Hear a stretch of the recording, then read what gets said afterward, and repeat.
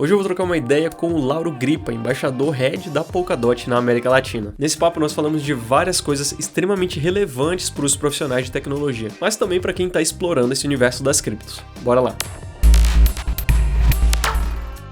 Bem-vindo ao Team Talks, é assim que eu tô chamando esse quadro aqui no canal, onde eu trago convidados pra gente falar sobre tecnologia, blockchain e o futuro descentralizado da nossa sociedade. Lembrando que nada do que eu falo aqui é dica ou recomendação de investimento. O que a gente vai trazer aqui nesse papo é uma perspectiva que pode mudar a maneira como você vê criptomoedas. Eu acredito que esse vídeo contém informações muito valiosas, e se no decorrer dele você achar isso também, considere deixar o like e se inscrever, porque é assim que eu vou saber que esse tipo de conteúdo tá fazendo sentido pra você. Agora sim, solta o bate-papo com o Lauro. Fala pessoal, hoje eu tô aqui com o Lauro Grippa. O Lauro ele é embaixador da Polkadot. Vou deixar ele se apresentar, mas antes eu queria dizer o motivo de eu ter chamado ele para esse quadro. São vários, na verdade, né? Mas eu tenho dois especiais aí. O primeiro, porque o Lauro abriu muitas portas para mim. O primeiro grants que o canal conseguiu foi o Lauro que viu. E isso eu tinha 500 inscritos no canal. Esses dias eu fui abrir lá a chamada do grants. Aí grants, tesouro, né, lá pro canal, 500 inscritos, então para mim é um marco muito especial, assim, na trajetória do canal. Não que agora eu seja gigante, mas eu levo com carinho esse marco aí. E a segunda coisa é a visão que o Lauro tem com relação a cripto, com relação à comunidade, a valores, que eu acho que distancia bem do que muitas pessoas têm empregado com relação à parte de investimentos, de ficar rico, de moedinhas que vão subir 1000%, e o Lauro tem focado sempre nessa parte de valores que são construídos, que são muito maior do que toda essa parte especulativa. Então, acho que é alguém que faz muito sentido ter aqui. É isso, Lauro. Falei um monte, mas se você pudesse apresentar para o pessoal aí, eu acho que é legal. Primeiro, agradecer o convite aí. Fico muito feliz com esse marco e eu lembro que assim que eu vi a primeira vez o vídeo, era um vídeo Polkadot em 5 minutos, né? Eu falei, esse cara é bom. Gostei bastante do conteúdo, da forma que foi abordada, o estilo de produção, e fiz questão de entrar em contato e recomendar para o Tesouro, né? Então, fico bem feliz que tenha sido um marco. E, sobre mim, então, bem brevemente, assim, algumas curiosidades é que eu programo desde que eu sou adolescente. Como hobby, assim, eu comecei a programar porque eu era curioso, muito curioso, assim, de querer entender como é que as coisas funcionavam por baixo dos panos. Eu tinha um péssimo hábito, assim, de quebrar os meus brinquedos, de quebrar aparelhos eletrônicos para entender como é que eles funcionavam por dentro. Para ver o que tinha dentro, né? E como que... Para ver o que tinha dentro. Me identifico. Exatamente.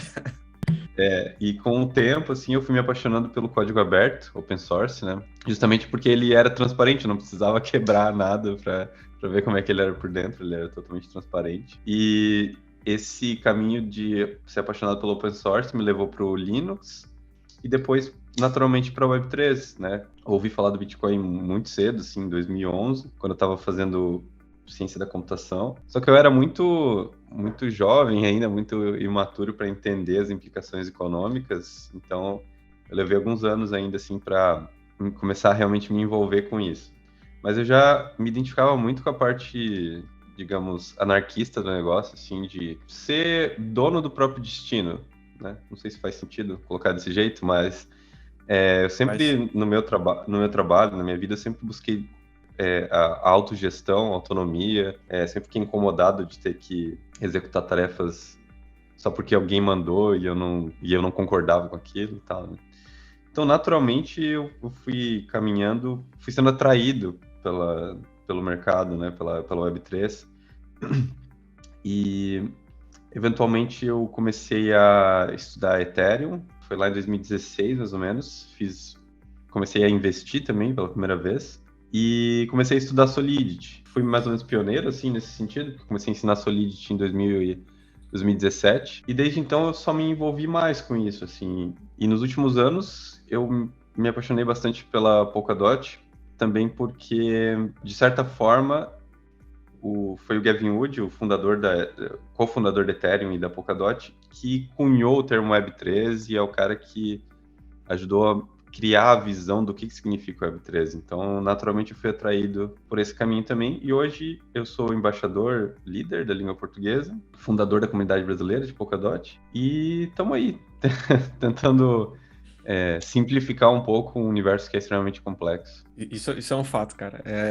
E eu tenho notado isso cada vez mais, assim. Eu achava que eu tava simplificando, aí quando você vai conversar com as pessoas no dia a dia, você vê, cara, ainda tem chão ainda pra Tem gente muito chão. alcançar as pessoas, né? Eu queria te fazer uma pergunta que talvez vai um pouquinho além de como você conheceu, que é o porquê você está, ou porque você continua nessa indústria, nesse meio. E aí eu falo em geral, em blockchain, em cripto. Uhum. Eu fico pensando a parte de desenvolvimento, assim, cara, você tem diversas possibilidades, né, com relação ao mercado de trabalho, à área de atuação, mas você continua ainda em cripto. O que que te leva a manter esse caminho? Bom, cara, é uma ótima pergunta. E realmente, assim, existe um custo de oportunidade, às vezes, de estar ainda em cripto, principalmente porque do ano passado para cá eu decidi abandonar o meu trabalho na indústria tradicional de software, o que tem enfim, como eu disse, um custo de oportunidade, porque é uma indústria que paga muito bem. Então, mesmo estando envolvido em cripto, hoje eu ganho muito menos do que eu ganhava antes, né? E para mim tudo bem, porque óbvio que eu tive um pouco de gestão financeira nesses anos de cripto que me permitiram ter essa liberdade, mas também porque eu sinto que trabalhar com propósito é bem menos desgastante, mesmo que eu ganhe menos. Então, se eu for responder o porquê, eu diria que é por propósito mesmo, assim, porque eu sinto que faz sentido o que eu estou fazendo, como é que eu posso dizer? Tem uma palavra específica para isso, assim, sabe? Não é satisfação, é realização. Essa é a palavra que eu estou buscando. Eu me sinto realizado, assim, quando eu tenho um dia, mesmo que seja super cansativo, no final do dia eu sinto que valeu a pena. Enquanto antes, na indústria tradicional, eu ficava super cansado e sentia que não valia a pena nada do que eu estava fazendo. Existem algumas contradições, assim, né, na indústria tradicional do software, primeiro que ela não valoriza muito o código aberto. Ela usa muito as ferramentas de código aberto. Basicamente, tudo que é construído hoje em dia nas grandes empresas usa ou mantém código aberto de alguma forma, mas ela usa o código aberto para alavancar seus retornos, seus lucros, e nem sempre esse dinheiro volta para a comunidade, né? Tem muita gente que sustenta a internet há anos e nunca ganhou nada por isso. Tem até um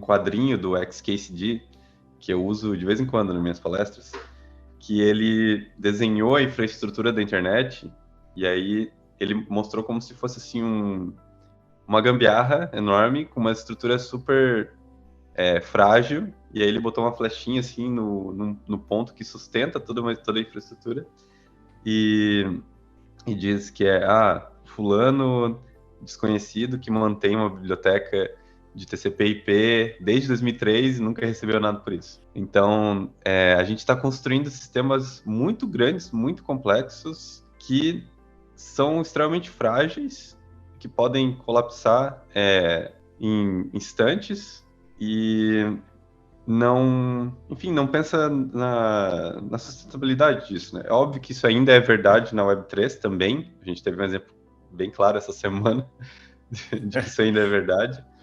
Mas o que eu considero Web3 de verdade é realmente pensar em antifragilidade e em pensar em vários aspectos economicamente sustentáveis e éticos. Por exemplo, o Facebook ele foi utilizado para manipular eleições tanto no Reino Unido quanto nos Estados Unidos, né? Então existem esses vetores de ataque que a Web2 criou, que são extremamente frágeis, que algumas poucas pessoas detêm o poder sobre isso, fora os grandes vazamentos de dados. Então nossa privacidade está extremamente comprometida, nossos dados podem vazar a qualquer momento. Até o LinkedIn, que era uma grande referência em engenharia, teve uma vulnerabilidade assim absurda alguns anos atrás. Assim, eles deixaram um servidor com vários dados sensíveis totalmente exposto e vazou, sei lá, algumas dezenas de milhões de dados, assim. Então é isso que tem me motivado, assim, sabe? Pensar em como que a gente pode construir uma internet que é mais aberta, mais segura, mais acessível, mais resiliente, mais antifrágil. Hoje, para mim, os expoentes disso são Bitcoin, Ethereum e Polkadot, né? Então é por isso que eu me envolvo bastante, principalmente com Polkadot hoje, porque ela está em ascensão, então ela tem algumas oportunidades diferentes, né? Mas eu acho que, em resumo, é isso. Eu diria que é Bom, isso. eu não consigo estressar o tanto que eu concordo com vários aspectos do que você está falando, cara, porque eu venho da parte de desenvolvimento, mas obviamente da experiência do usuário, de design e tudo mais, Uhum. mas e aí eu acho legal porque eu já recebi umas acusações que eu nem vendo curso, nem vendo nada, e os caras já vêm falar certas coisas, né, tipo, que eu tô tentando ganhar vantagem, falou, mano, se eu quisesse ganhar dinheiro em cima de vocês, eu tava, ou eu voltava pro design onde eu fazia, sei Sim, lá, 3, 4 vezes mais do que eu tô fazendo hoje. exatamente. É bem isso mesmo. E, Lauro, deixa eu emendar uma pergunta. Você falou de Bitcoin, Ethereum, eu acho que o pessoal talvez, eu espero, já esteja mais acostumado com isso, mas eu vejo que Polkadot para várias pessoas ainda é muito novo. E no meu canal Uhum. ainda tem muita gente que está descobrindo ainda esse ecossistema. E aí eu queria perguntar para ti, deu para ter uma boa visão do porquê você está em cripto, mas o porquê especificamente Polkadot, né? De novo, da Legal. mesma maneira que você tinha um leque de possibilidades na parte de desenvolvimento, quando você entra em Uhum. cripto, você também tem mais um leque. E aí você escolheu trilhar esse caminho. Uhum. Perfeito. Bom, eu ainda sou relativamente ativo em Ethereum, gosto bastante, mas mesmo eu tendo entrado em 2016, que era relativamente novo, já tinha bastante coisa construída. Também eu perdi um pouquinho o timing, assim, de movimentar a comunidade brasileira de Ethereum. Então, quando eu, lá por 2017, 2018, quando eu comecei a ser mais ativo mesmo, já tinha uma comunidade brasileira formada, e eu senti que Ethereum estava meio resolvida em alguns sentidos, assim, né? Tava começando a ficar mais claro para todo mundo e tinha menos lugar, assim, onde eu podia atuar. Ainda existe, obviamente, muito espaço, mas na Polkadot, além de eu ver uma oportunidade de criar a comunidade brasileira, que ela não existia ainda, outra coisa que me atraiu foi os valores, né? Os fundamentos dela. Então, como eu falei antes, o Gavin Wood, ele foi cofundador do Ethereum, foi o principal engenheiro, inclusive responsável por criar a linguagem de contratos inteligentes, o Solidity, e criar a máquina virtual da Ethereum, a EVM. Ele foi extremamente importante nos primeiros anos de Ethereum.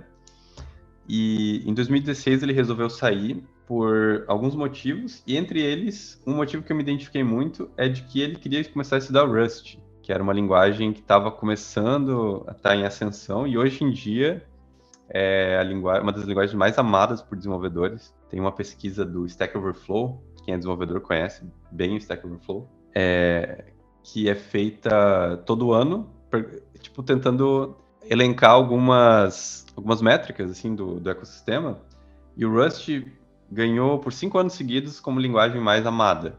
Então é uma linguagem que é muito gostosa assim de desenvolver, é muito desafiadora, muito complexa, mas que tem adquirido cada vez mais carinho dos desenvolvedores e uma comunidade que está crescendo muito também. Então foram vários motivos, né? Oportunidade, fundamentos, linguagem. Mas se eu for escolher o mais importante, o principal, eu diria que são os fundamentos, porque o Gavin Wood, além de ter cofundado a Ethereum, ele, assim que o Snowden, lá em 2013, ele revelou, 2013 e 2014, na verdade, ele revelou que a Agência Nacional de Segurança Americana estava espionando as pessoas através das redes sociais e que, inclusive, eles conseguiam acessar a tua webcam sem ligar a luz dela, eles estavam num nível de vigilância, assim, tipo, absurdo, muito maior do que a gente teorizava, né? O que antes parecia uma teoria da conspiração, a gente percebeu que era real e era até maior do que a gente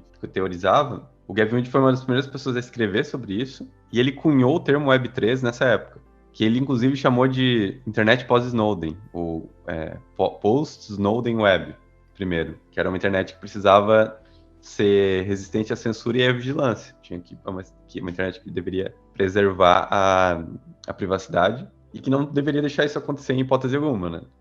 E aí depois ele resolveu mudar o nome para um nome um pouco mais, obviamente, acessível, e ficou Web3. Então ele tem um texto de 2014 que ele cunhou o termo Web3. Aí de quebra o pessoal tá E pegando o início, a história do início da Web3, assim, né, cara? exatamente. E esse termo ele foi evoluindo ao longo do tempo, né? Existe também o termo Web 3.0, que era do Tim Berners-Lee, lá dos anos 90 ainda. Só que esse termo ele era mais voltado para a web semântica. Ele entendia que a internet, eventualmente, ela precisaria ser totalmente legível pela própria máquina, né? No sentido de, por exemplo, tem uma imagem. Humanos conseguem entender muito bem imagens, mas máquinas não conseguem entender e descrever uma imagem. Então, pessoas com dificuldade visual ou cegas, elas não conseguem acessar a parte visual da internet.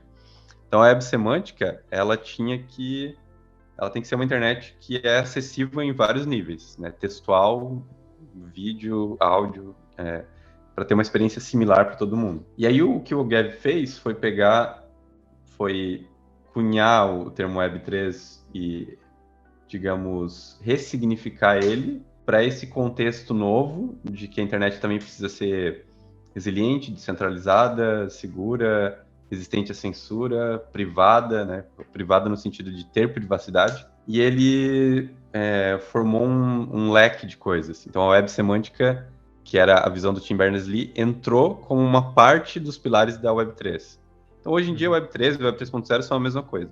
Só que elas significam... Web semântica é um dos pilares da Web3, e os outros são, por exemplo, descentralização, que a gente consegue por meio de blockchains, realidade aumentada e virtual, aumenta alguns níveis de experiência do que a gente consegue expressar, inteligência artificial, né? Algumas coisas que a gente consegue otimizar a nível de máquina, mas também entram alguns fatores mais humanos, como acessibilidade, né, e ubiquidade. A ubiquidade é um princípio de que você deve conseguir acessar a internet e ter a mesma experiência em todos os dispositivos. Você, como designer, deve ter esse desafio bem grande, assim, né? Tipo, tem que ter a mesma experiência. Sempre foi o maior desafio, fazer as coisas cross-device que fossem acessíveis em todas as pontas. Sim. E ainda no nível de programação tem um outro desafio, que é portar tudo isso, né? Porque você vai escrever no celular, é uma linguagem, você vai escrever no tablet... No tablet, às vezes, é a mesma linguagem, mas, tipo, Android e iPhone são linguagens diferentes. Hoje a gente tá num mundo muito melhor, mas 2015, 2016, os Androids, cara, eram uma loucura. E hoje eu acho Android mais fácil de desenvolver do que iOS. Mas antes era o contrário. Você ia fazer uma coisa para Android, cara do céu, velho. Aí você tinha Samsung, você tinha Motorola, cara, e aí era tudo diferente. Não só a questão de interface, mas a maneira que eles interpretavam a interface. E nossa, era diferenciado. Componentes e tudo mais, né? Era muito difícil. Bom, ainda tem videogame que entra nessa questão, computadores, né, desktop, aplicativos desktop, web. Então a gente agora está começando a caminhar para a ubiquidade, em que toda a experiência é parecida e a gente está convergindo para o browser, basicamente. Então meio que está tudo indo para o browser, tudo sendo emulado no browser. E aí entra um aspecto bem interessante que é mais técnico, mas que me chamou a atenção também, que é o WebAssembly, que ele é uma espécie de alvo de máquinas virtuais para unificar a experiência do browser também. E a Polkadot tem pensado muito nisso. Ela já suporta o WebAssembly. Só estou tentando lembrar assim, todos os pilares, para ver se eu falei todos, né? Mas eu acho que são esses. Assim, a conectividade lá é interessante também, que é quando você consegue, por exemplo... Eu vou dar um exemplo. Você tem a tua televisão, que também é um outro tipo de dispositivo, com outro tipo de hardware, outra experiência de interface e tudo mais. E às vezes, por exemplo, você tá logado no Netflix no computador, mas você quer ir para a TV, e aí você precisa digitar sua senha com o controle remoto, sabe? Uma coisa muito desagradável, às vezes, se a senha é muito grande. E aí a conectividade é um jeito de a gente ter todos os dispositivos conectados e ter uma experiência similar. Hoje a gente usa o QR Code, às vezes, para logar na TV, por exemplo. Na TV mostra o QR Code, você levanta o celular e pronto, consegue logar. Então, eu gosto de pensar no Web3 não só como blockchain, mas desse ponto de vista bem generalista, assim, de vários pilares, e inclusive, apesar de eu gostar muito de blockchain, eu sinto que o que é mais importante são os fundamentos, né? É porque o blockchain garante descentralização, garante que a gente tenha resistência à censura. Mas se surgir uma tecnologia que consegue substituir o blockchain, que consiga ser mais eficiente e que ainda garanta resistência à censura, eu vou estar interessado nela também. Eu não estou amarrado a nenhuma tecnologia, eu estou amarrado a princípios, fundamentos, valores. Respondendo assim, hoje eu acho que a Polkadot é um dos grandes representantes da Web3, até porque o Gavin Wood não só cunhou o termo Web3, como ele fez uma fundação, a Web3 Foundation, que tenta defender todos esses valores, que tenta manter a pilha tecnológica da Web3, que envolve blockchains, linguagens como Rust, compiladores, alvos e máquinas virtuais como WebAssembly. Enfim, é uma pilha tecnológica, né, que é pensada para concretizar a visão do Web3. E eu acho que, resumindo, é isso que me interessa tanto na Polkadot, mas se em breve surgir uma outra tecnologia, uma outra coisa, ou se a Polkadot, por acaso, abandonar alguns valores do Web3, eu estou muito mais amarrado aos princípios e valores do que a uma tecnologia. Eu acho isso tão valioso, cara, porque em uma época em que a gente tem muita. Como é que eu vou falar? Galera, eu não gosto do termo fanboy, mas a galera torce pro negócio, vira um torcedor do projeto e não. E às vezes isso cega a capacidade de avaliar o que tá ali. Então, até a gente falou dessa semana, né? Essa semana, no momento da gravação desse vídeo, a gente tá numa semana que teve um projeto que afundou aí. E tinha muita gente que virou torcedor do projeto e impediu a pessoa de avaliar aquele projeto com clareza. E aí o que você está falando vai super além dos projetos, você está falando em blockchain. Então, se em algum momento surgir uma outra tecnologia que se provar superior, a gente vai estar de olho nessa tecnologia, porque a gente está de olho nos fundamentos e não necessariamente no projeto. Assim, cara, isso Exatamente. é E super esse é um dos valioso. motivos também do porquê o Bitcoin e até mesmo o Ethereum, apesar de já serem mais velhinhos, né, eles continuam muito relevantes, porque muita gente nova que entra, ou muita gente que talvez não entenda a importância dos princípios, vai olhar para o Bitcoin, vai olhar para o Ethereum e falar, pô, mas isso aqui é muito lento, isso aqui demora muito para processar transações, ou isso aqui as taxas são muito altas e tal. E vai se apaixonar pelo novo brinquedinho brilhante ali que supostamente resolve isso e que deixa taxas super baixas e que promete retornos altos e esse tipo de coisa. E aí, quando tem uma situação de estresse intenso, a gente entende por que esses protocolos são feitos dessa forma. Então, eles são pensados realmente para o longuíssimo prazo, para ser resistente à censura, para não serem facilmente atacados. E a Terra é um ótimo exemplo. Assim, muita gente avisou que isso poderia acontecer. Até tem um membro da comunidade de Ethereum que avaliou o white paper da Terra em 2018 e ele previu a espiral da morte lá em 2018 já. Caramba! E ninguém ouviu, sabe? Tipo, Ah. praticamente ninguém ouviu, todo mundo se apaixonou pelas promessas de retorno ali. E quando foi... E tinha várias pessoas, né, falando. O pessoal da Mercúrios falou que não era Sim. sustentável. Eu comentei sobre centralização deles e sobre problema de liquidez deles há não muito tempo atrás. E eu vi outras pessoas falando, cara, a maneira que isso aqui tá estruturado não é sustentável. E Sim. aí eu acho interessante o pessoal tratando isso agora como se fosse, surpresa. Cara, tem gente falando já há um bom tempo disso, né? Sim. Eu também falei um mês atrás de incentivos insustentáveis, citei a Luna também. O que eu acho que ninguém imaginava é que seria tão rápido e tão catastrófico assim. Né? Eu acho que isso ninguém previu, assim, que seria que foi terrível mesmo para algumas pessoas. Mas é nesses momentos que a gente entende a importância e por que algumas coisas são demoradas, são lentas, porque elas priorizam outras coisas. Elas priorizam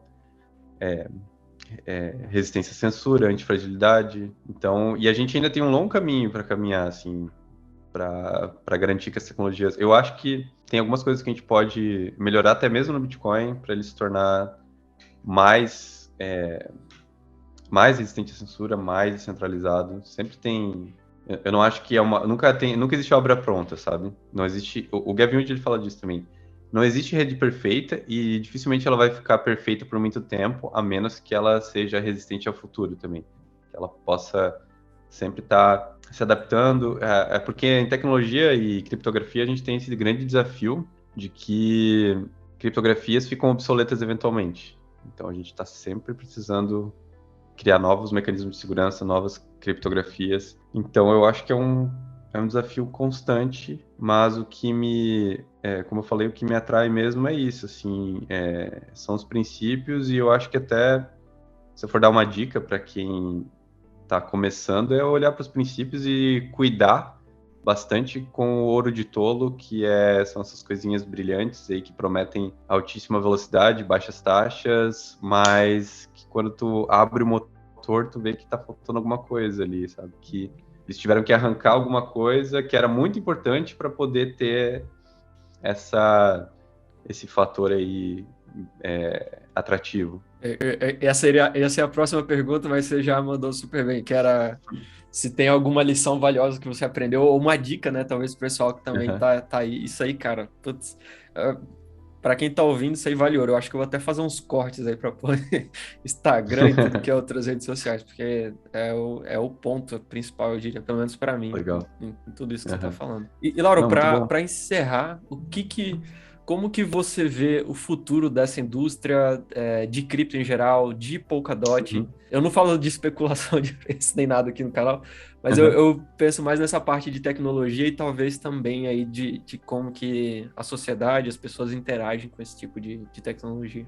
Perfeito. Cara, bom, eu acho que só para complementar, antes de responder a pergunta do futuro, né? Só para complementar, então, as dicas ali do que eu considero valioso, além de olhar para esse tipo de coisa, olhar para princípios e valores e tentar entender por que as coisas são feitas do jeito que elas são feitas, né? Por que o Bitcoin tem, por exemplo, blocos de 10 minutos e por que eles não mudaram isso até hoje? Tem um motivo bem óbvio, depois que tu entende, né? Que faz muito sentido continuar em 10 minutos e vai continuar em 10 minutos por muito tempo. Não faz sentido tentar otimizar esse tipo de coisa no caso do Bitcoin. Então, estou dando um exemplo aqui, né?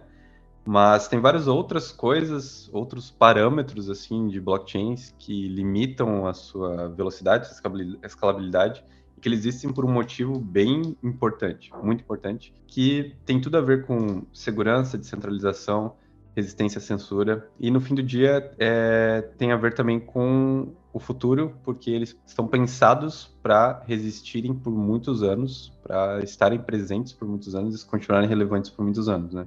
São antifrágeis, resilientes e tudo mais. Essa é uma dica, né, em relação a princípios, e ela não se aplica só, eu acho que, a como você olha para as tecnologias, mas como você se comporta também. Uma coisa que eu gosto muito, né, que a gente adotou nos canais oficiais da Polkadot, não fazer especulação de preço, a gente não fala de preço, eu não falo de análise gráfica, não traço linhas gráficas, eu nem acredito que isso funciona. Eu acho que pode ser uma ferramenta complementar aí, se você busca ser um analista financeiro de alguma forma, mas eu ainda acho que isso distrai e desvia o foco de coisas muito mais importantes. Então, mesmo se você busca ser um investidor, se você está interessado em fazer dinheiro com isso, existem formas mais inteligentes do que ficar tentar especulando, tentar adivinhar o preço e o movimento de uma moeda. É até matematicamente demonstrável de que o DCA, que é uma forma de você chama Dollar Cost Averaging, que é uma forma de você se expor ao mercado fazendo pequenas frações e dividindo seus aportes ao longo dos meses, ela é mais eficiente e dá maiores retornos do que você ficar tentando adivinhar o fundo, o topo de uma moeda. Então, quem está interessado em investir não precisa nem se preocupar com volatilidade. Estuda o DCA, separa um dinheiro que você está preparado para perder, reparte ele em semanas ou meses e vai colocando que você vai se livrar da volatilidade e provavelmente vai ter um retorno melhor do que quem está tentando fazer trade ou tentando adivinhar preço. Então, isso é uma coisa, né? E ainda nessa questão de investimento, eu diria que a sua reputação vale mais do que seu dinheiro. Porque dinheiro é fácil de recuperar, reputação é bem mais difícil. Então, eu vou dar um exemplo aqui, né?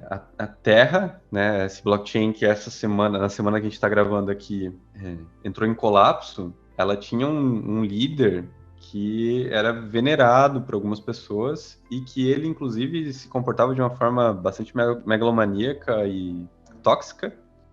Ele xingava qualquer crítico da rede, ele ignorou todos os avisos de que o sistema dele tinha uma vulnerabilidade.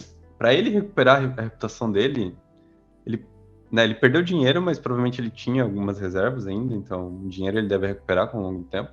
Mas a reputação, cara, já era. Tipo, a menos que ele consiga, sei lá, mudar de nome ou enganar outras pessoas, a reputação já era.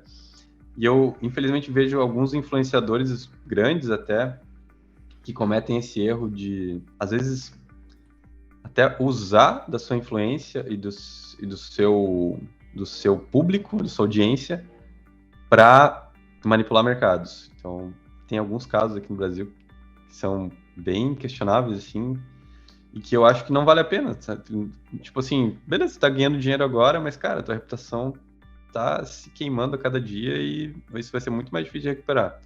Então, é isso, assim, vamos resumir, né? Foco nos princípios e fundamentos, entender que existem motivos para algumas coisas serem como elas são. Foco no longo prazo, que se quer investir, usa alguma técnica de exposição, não fica tentando especular. E por fim, reputação é mais importante que dinheiro. Beleza, eu acho que essas são as dicas. E falando de futuro, então, o que eu imagino para o futuro? Eu sempre entrei nisso pensando no longuíssimo prazo. Tipo, no mínimo 5 anos e pelo menos 10 anos. Eu acho que a gente está passando por um momento desafiador, um momento talvez até de definição de o que vão ser os próximos anos. Eu acho que esse evento da Terra, né, da Terra Luna ter despencado manchou um pouco a credibilidade do mercado inteiro, né?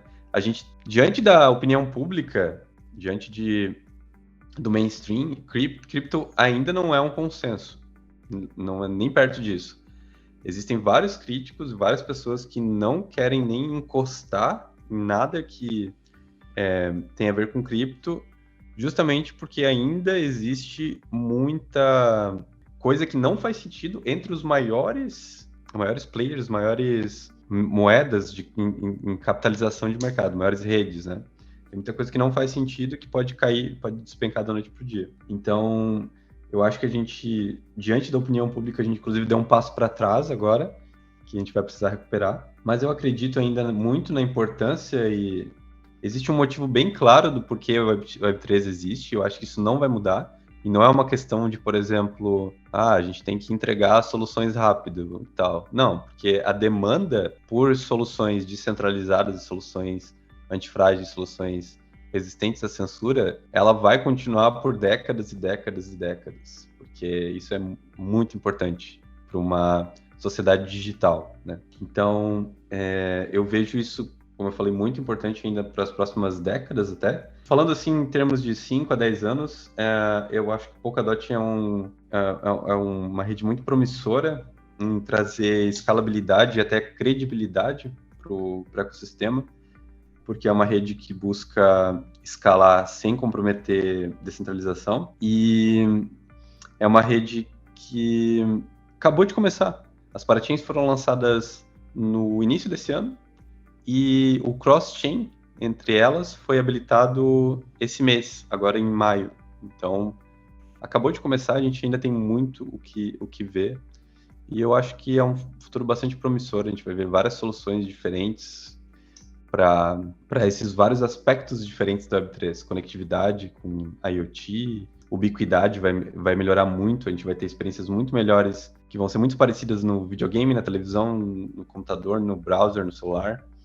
A gente ainda eu espero que a gente continue valorizando a descentralização e sendo cada vez mais resistente a ataques. E eu acho que é isso, assim, eu continuo bastante otimista e quero continuar contribuindo da forma que for possível para que esse futuro se torne uma realidade. Sensacional, Lauro. Eu não... Muitos insights, cara, em tudo que você falou. É, eu espero que para quem está ouvindo também, porque para mim deu vários, inclusive, ideias para outros vídeos em vários aspectos que você falou. Obrigadão pela participação, pelas ideias e pelo bate-papo aí. Pô, que isso, cara, eu que agradeço o convite e tamo junto. Muito obrigado.